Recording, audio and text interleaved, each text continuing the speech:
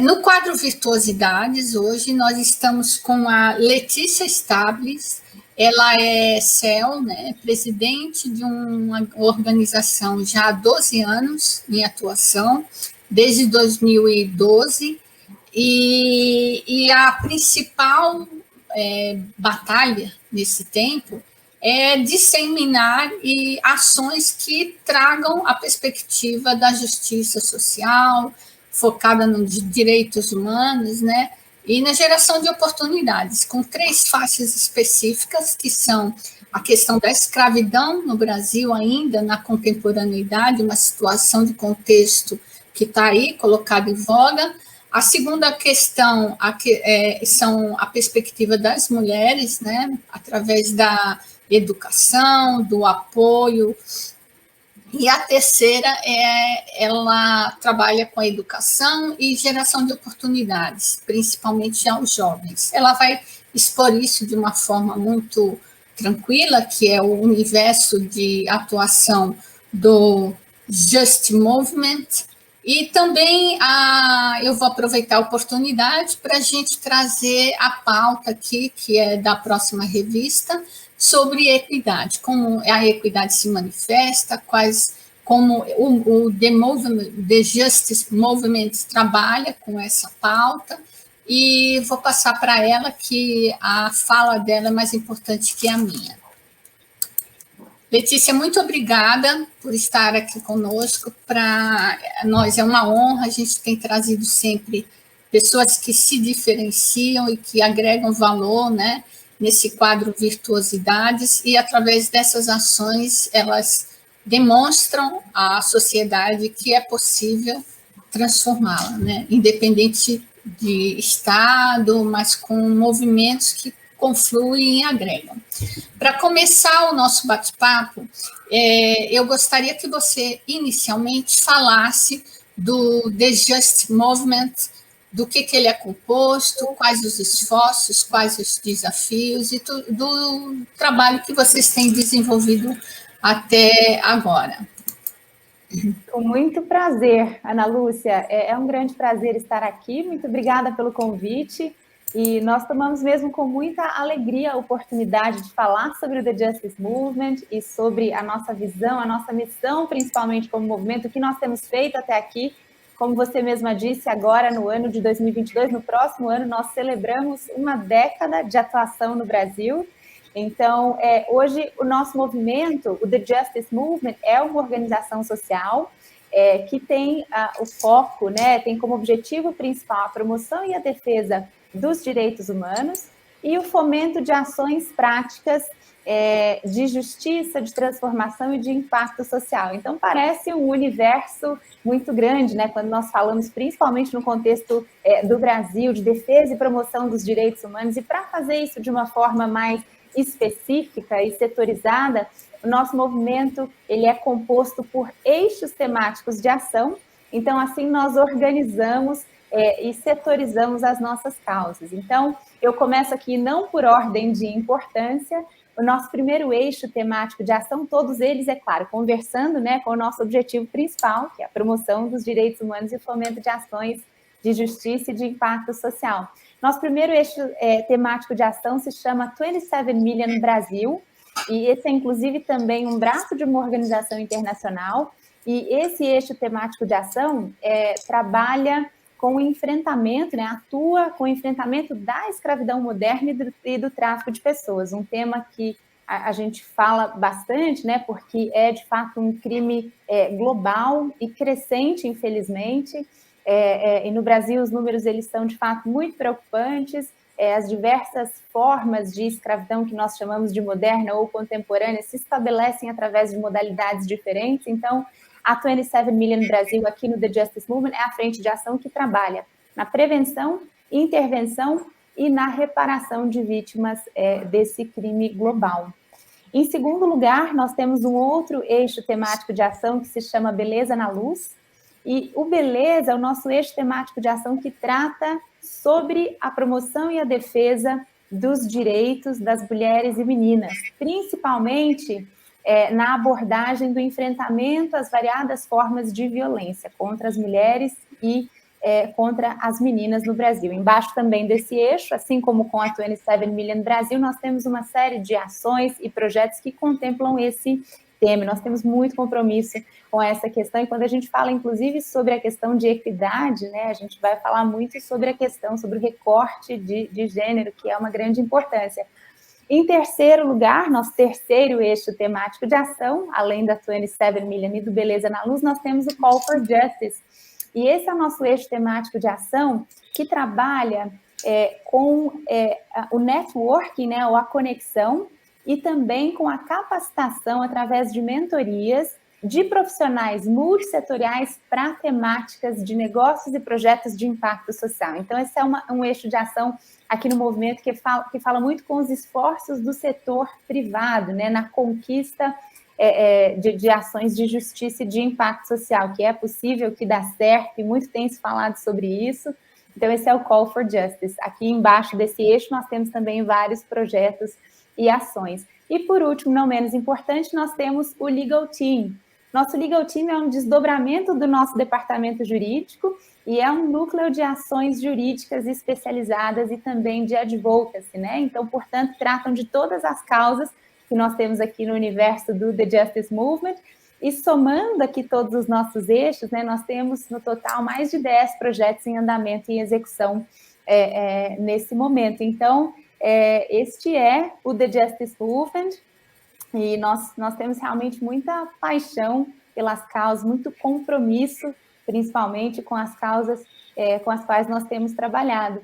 A nossa primeira causa a ser abordada lá no ano de 2012, quando nós estávamos estabelecendo a organização no Brasil, foi a questão das explorações para finalidade sexual, e aí, então, o tráfico de pessoas, a escravidão moderna, e assim, gradualmente, né, e progressivamente, nós fomos ampliando a nossa esfera de atuação, e hoje, então, contemplamos toda essa formação que eu acabo de comentar. Letícia, saindo um pouco da pauta, você colocou a questão da escravidão, né, moderna, que é uma das pautas que vocês têm. Quando a gente fala de equidade, falar ainda que é uma situação de contexto atual no Brasil e no mundo, qual você poderia nos narrar números nesse sentido? De como isso, porque é uma conquista. Hoje nós colocamos em pauta a questão da transformação digital das organizações, das pessoas, e ainda temos esse contexto de escravidão. Então, como falar em equidade sob o prisma de oportunidades, de igualdade, quando você tem um contexto tão violento e primitivo ainda nesse país?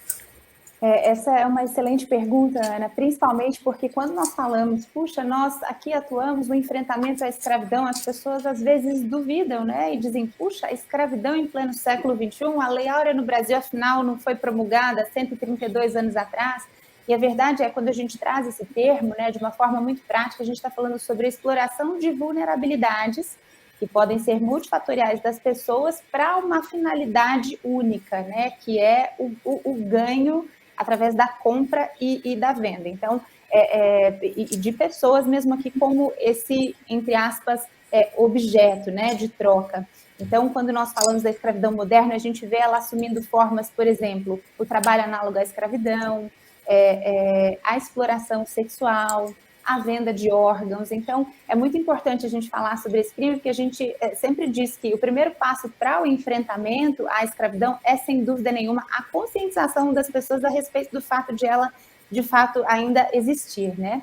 Então, essa é uma grande importância. Nós trabalhamos muito com campanhas de prevenção e conscientização a respeito da escravidão. Agora, a escravidão no Brasil, ela soma mais de 3 séculos, né, Ana? Então, e somado a esses 3 séculos, a gente teve um processo de abolição super desarticulado, né, que deixou uma lacuna que a gente pode dizer que ela é absoluta e ela é muito desfavorável, né, no país para a população negra como um todo. Então, quando a gente fala sobre esses 2 temas, né, a questão da ocorrência da escravidão no contexto histórico do Brasil com a prática do conceito de equidade, isso faz realmente muito sentido, né? A questão da equidade com a questão racial, por exemplo, no acesso à educação, né, segundo o IBGE, esse é um dado, se eu não estou enganada, de 2019, a taxa de analfabetismo, por exemplo, né, por falta de acesso da população negra, é de mais de 10%,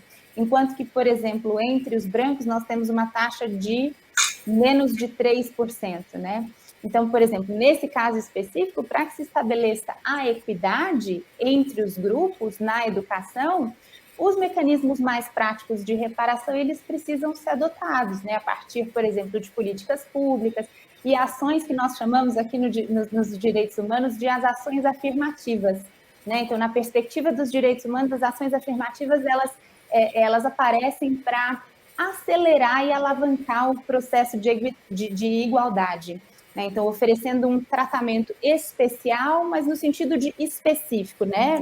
No sentido bem específico da palavra, a um grupo, né, historicamente violado nos seus direitos, né? Oprimido nos seus direitos, assim, de variadas formas. Então, quando a gente pensa sobre a perspectiva de promoção de direitos humanos, principalmente frente a violações que são tão severas, como é o caso da escravidão contemporânea, que atualmente não acontece só, claro, com populações com recortes raciais específicos, mas existe, sem dúvida nenhuma, uma predominância de, por exemplo, populações negras nas vítimas de tráfico de pessoas e escravidão moderna no Brasil hoje. Esse é um recorte, assim como, por exemplo, a questão do gênero.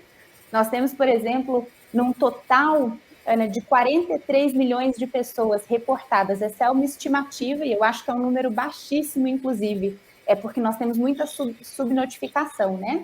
Mas 43 milhões de pessoas em condição de escravidão contemporânea no mundo hoje, desse total, mais de 70% são mulheres, né? Então, quer dizer, existe um recorte de gênero. Eu não tenho o número e a porcentagem estimada de, por exemplo, questões raciais para esse número, mas eu sei que também é bastante relevante. Então, são dois temas que se encontram e, de novo, eu reforço aqui a minha perspectiva de que a questão do conceito de equidade como uma alavanca, né, para um processo de igualdade para grupos específicos, principalmente aqueles que foram historicamente violados dos seus direitos, é realmente absolutamente importante. Eu não consigo pensar numa perspectiva de justiça e igualdade sem a gente tratar especificamente esses temas que de fato são tão sensíveis. Você, diante da sua fala, eu vou complementar um questionamento para você que ficou para mim também. Você acredita que esse contexto, ainda que é assustador, né, ainda é um ranço cultural de herança de toda uma prática colonialista, né, de exploração colonial dos colonizadores, ainda está em pleno século XXI, a gente ainda incorpora isso culturalmente? A escravidão, por exemplo, se torna um lugar comum, é normal para certas comunidades, certos ambientes.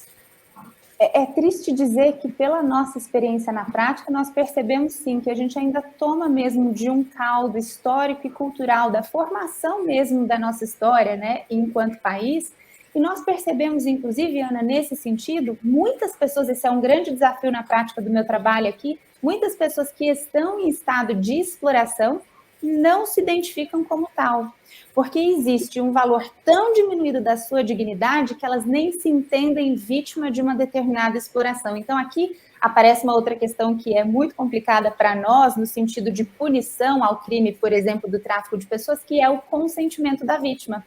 Porque quando a gente fala sobre escravidão, o que a gente imagina? Uma pessoa presa, atada em correntes, que teve os seus documentos roubados. Esses casos existem? Sem dúvida que sim. Eu mesmo já tive a oportunidade de participar de processos, por exemplo, de reabilitação e de reinserção de vítimas, no nosso caso, principalmente mulheres, que as histórias são assim, dignas de filme de terror, daquele jeito que a gente imagina assim, no seu pior formato.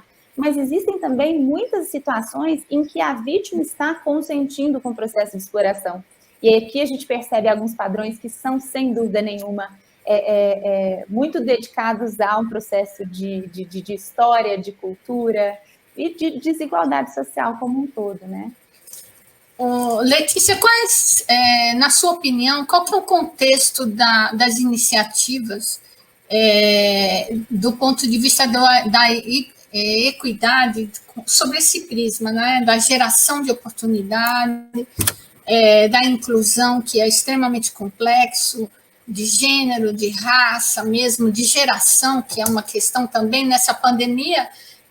O idoso, por exemplo, aquele que era produtivo, de repente está sendo colocado e excluído, porque está sendo substituído por uma geração mais nova, e também tem o jovem que não tem oportunidade no ambiente de mercado de mais de 14 milhões de desempregados, isso assim, aqueles que informam.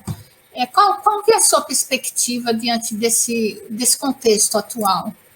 É possível, é verdadeiro essas práticas, esses discursos que colocam como iniciativas? Eu tenho visto, por exemplo, por parte de empresas, uma preocupação muito maior em obediência a uma legislação que se coloque, uma preocupação de marketing com imagem, do que ações efetivas. São poucas organizações que fazem esse processo dentro da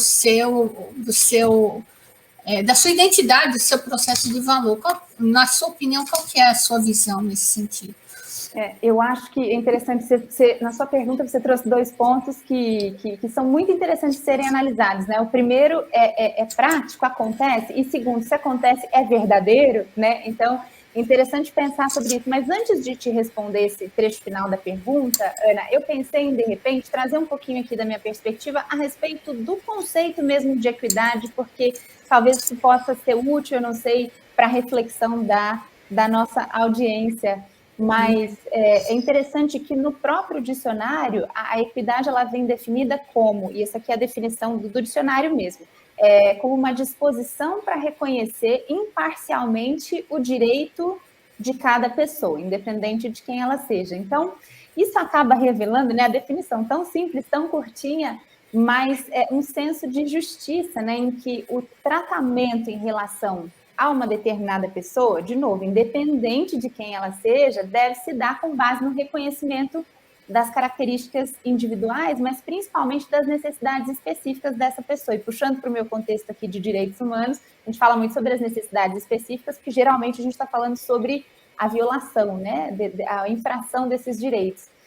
Mas quando a gente pensa, por exemplo, no conceito de igualdade, porque é muito comum as pessoas me perguntarem, então o conceito de equidade, ele invalida o conceito de igualdade?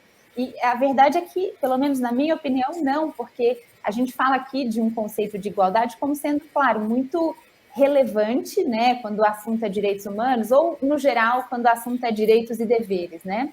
Mas a igualdade, né, claro, um pilar básico da cidadania, implica o fato de todo mundo ter direito igual, que parece uma premissa muito básica, né, e muito fundamental, mas que nem sempre se aplica na prática.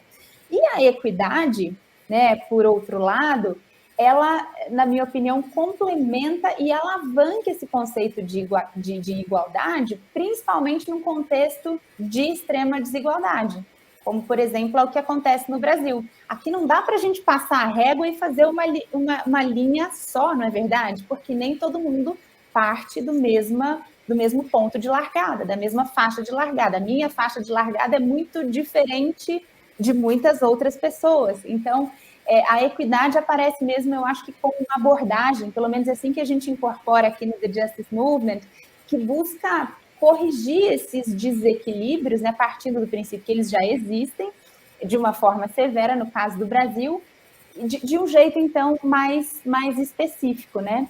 Existe até uma história que você provavelmente já deve ter se deparado com ela, Ana, que é muito simples, mas é uma figura muito interessante, que na verdade, é uma figura de 5 bicicletas. Então, a história toda é a distribuição de bicicletas para um grupo de indivíduos, sob a perspectiva de equidade, né? Então, imagine que nesse grupo teria supostamente 5 pessoas.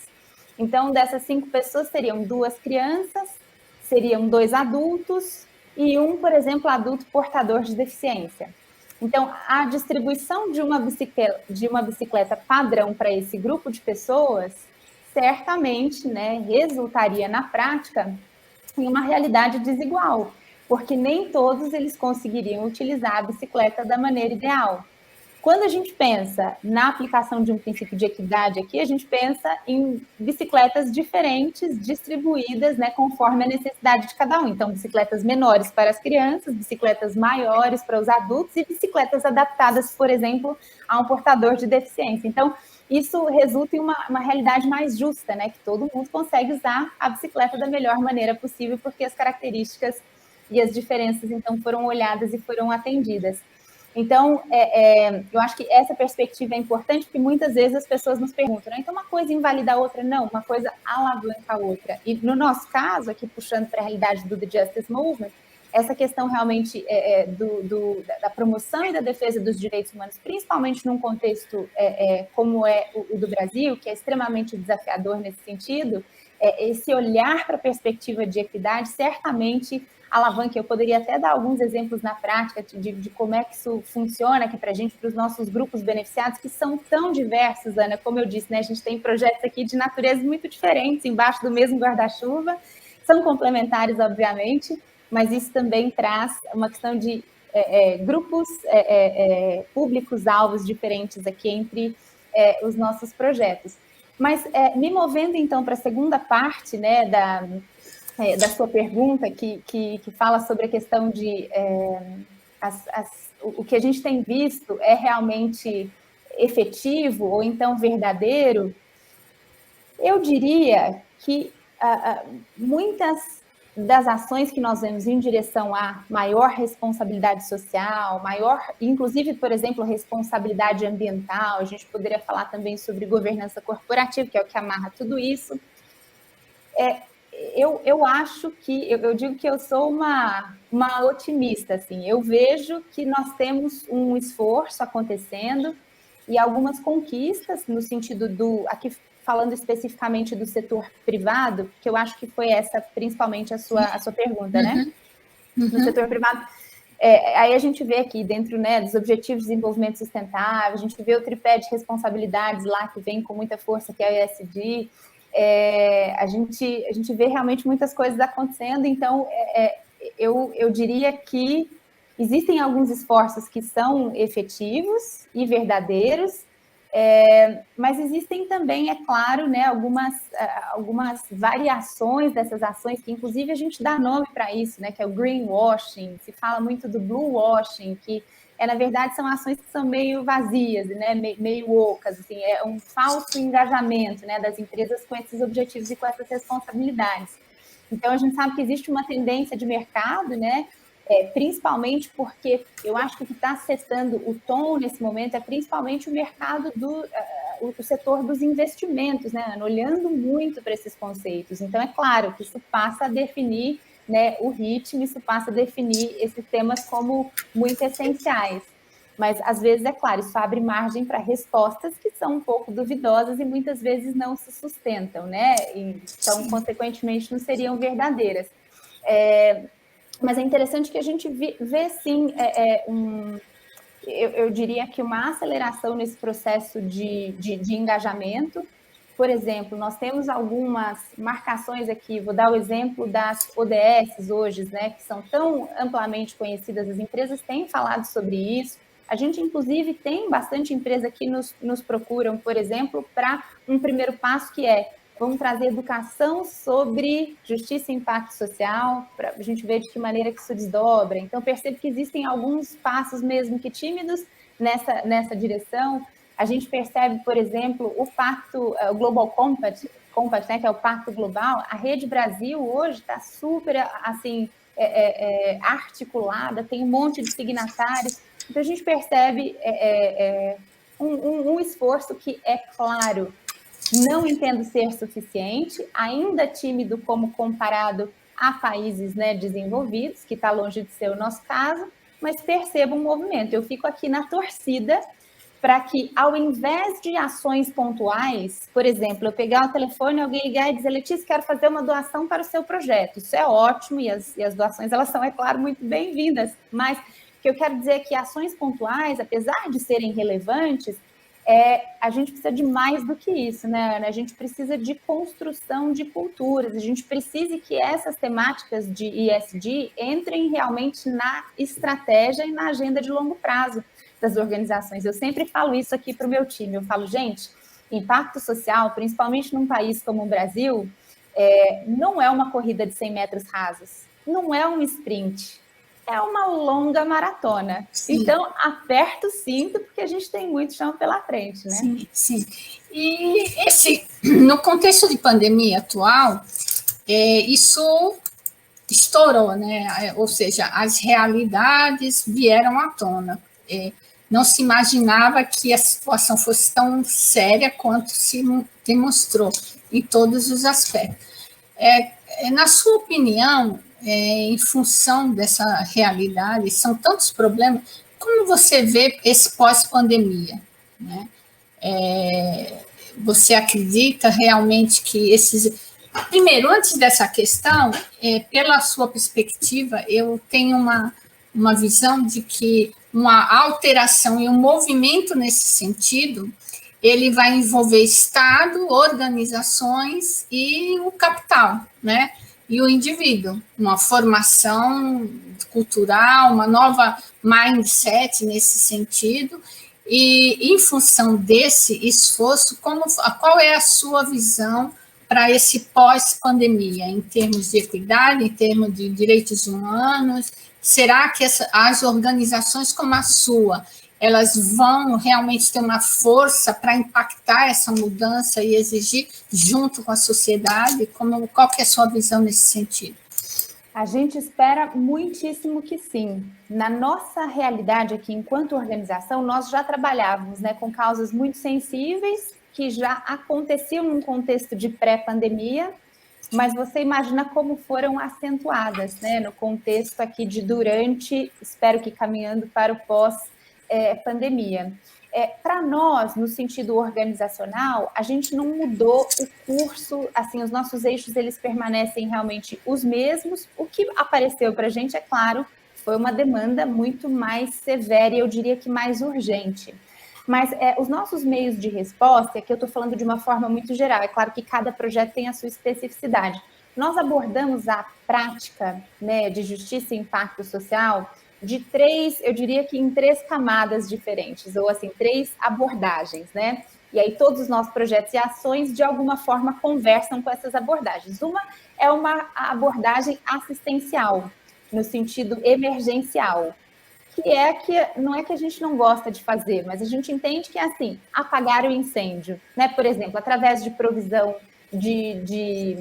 às vezes, vestuário, de provisão, por exemplo, de cesta básica, de provisão, por exemplo, de vale transporte. Nós temos, dentre um dos nossos eixos, o Beleza na Luz, nosso carro-chefe no Beleza na Luz são workshops de desenvolvimento psicossocial e capacitação de mulheres vítimas de violência sexual.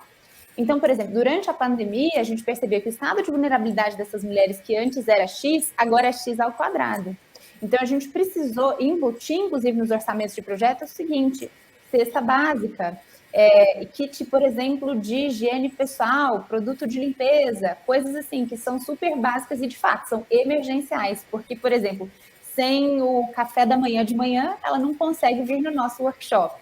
Então, existe essa abordagem que, de novo, né, apesar de ser pontual e emergencial, muitas vezes ela é necessária. A gente tem uma outra abordagem que entra numa perspectiva mais de curto e médio prazo, que é a questão do desenvolvimento, né? Ou de um indivíduo, ou de uma comunidade, no caso, por exemplo, do Beleza na Luz, dessa uma mulher e da sua família, pensando na perspectiva de trazer para essa mulher o protagonismo, e não só, né, aquele ciclo, por exemplo, de dependência das ações assistencialistas. Então, a gente trabalha também nessa dimensão de como é que a gente articula desenvolvimento socioeconômico para o protagonismo desse indivíduo, dessa comunidade ou dessa família.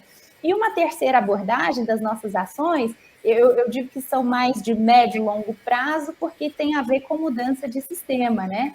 Então, é a questão, por exemplo, de fomento de novas políticas públicas, que são coisas, né, que têm, é claro, raízes mais profundas e precisam, portanto, serem trabalhadas com mais esforço, mais tempo, mais energia, mas que também produzem resultado, é isso que a gente quer ver, né? Um sistema diferente, menos desigual, mais justo, com mais oportunidades, acesso, principalmente valor e dignidade às pessoas.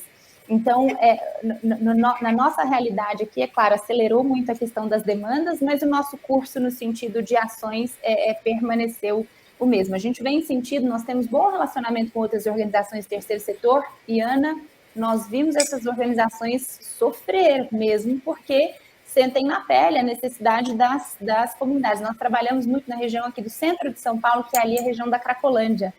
Então, você imagina, as demandas ali, elas estão das mais diversas, assim.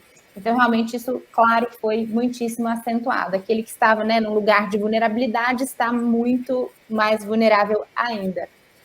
Agora, com relação a esse outro ponto que você trouxe, né, entre a questão de empresa e Estado, se esse esforço ele está equilibrado, eu diria que não está equilibrado, mas eu sou uma otimista aqui na minha análise quanto aos papéis, assim, ao protagonismo mesmo dos diferentes setores, né, na promoção dos direitos, da dignidade, do desenvolvimento sustentável, da equidade, da justiça social como um todo, aqui como um alvo e como um ideal. Então, a gente fala aqui no The Justice Movement que justiça social, impacto social positivo não deve ser para poucos escolhidos, tem que ser um esforço coletivo e colaborativo, todo mundo pode fazer alguma coisa. Inclusive, na nossa formação aqui da liderança do The Justice Movement, nós temos assim, uma formação super diversa no sentido de diferentes backgrounds e também expertises até, com esse lema mesmo, de que justiça e impacto social são causas, né, multissetoriais. Então, existe uma oportunidade aqui de protagonismo para setores diferentes. Mas a gente tem visto claramente assim, uma manobra mesmo dos mercados como um todo, né, para esses temas de responsabilidade social, ambiental, e a gente vê o próprio estabelecimento do Pacto Global, todos os princípios orientadores que contemplam as responsabilidades que estão ali previstas. Mais tarde, né, o estabelecimento das ODS, 17 objetivos, 169 metas, muito bem, inclusive, delineadas. Recentemente, houve também o lançamento, que foi agora em 2020, de uma nova ferramenta da ONU também, que é a chamada SDG Ambitions, né, as ambições das ODS. Ela vem baseada numa análise dos últimos anos do não cumprimento das ODS por várias instituições signatárias. Então, ela traz a importância de, olha, essa é a década da ação, é a Decade of Action, né, propondo uma aceleração no cumprimento dos objetivos. Então, o mercado financeiro, por exemplo, a gente falou, eu não sei o número exato, mas, assim, são bilhões e bilhões de dólares, né, que estão sendo manobrados para fundos de investimento social ou para empresas, eventualmente, que levantam, né, essa bandeira dos pilares de responsabilidade. No campo da promoção de direitos humanos, mais especificamente, na nossa área de atuação, a gente tem os princípios orientadores sobre empresas e direitos humanos.